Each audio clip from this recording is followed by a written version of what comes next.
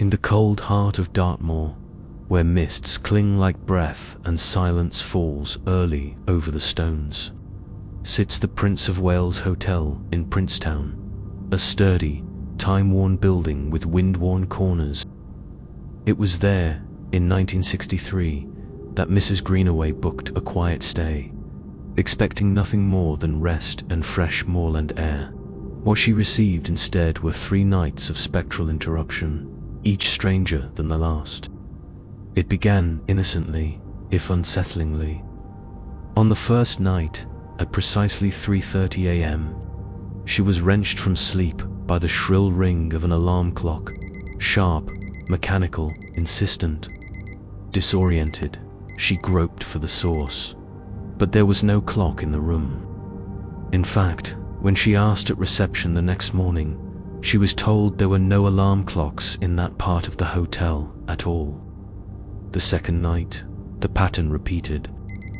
Again, 3:30 a.m., the invisible alarm pierced the stillness. But this time, something new. As she lay frozen beneath the covers, she saw a small white triangle of light hovering in the stairwell just outside her room. It floated downward in silence, vanishing before it reached the bottom step. By the third night, Mrs. Greenaway was both wary and curious. But what woke her this time was not a bell, but music, soft, distant, and hauntingly beautiful. It seemed to come from within the very walls of her room, a gentle melody no one else heard, fading as soon as she moved. No one else in the hotel had experienced anything unusual. No clocks, no music, no lights. Just Mrs. Greenaway, awakened 3 times by something the building itself seemed to remember. Some say the ghost is that of a former servant, keeping time long after their duties ended.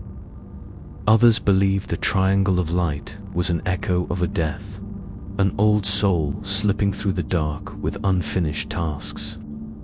As for the music, perhaps it was the last thing someone heard in that room before they passed.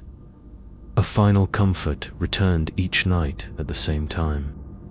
Whatever the cause, the Prince of Wales Hotel gained another story for its ledger, and Mrs. Greenaway left with the sense that something beyond reason had shared her room.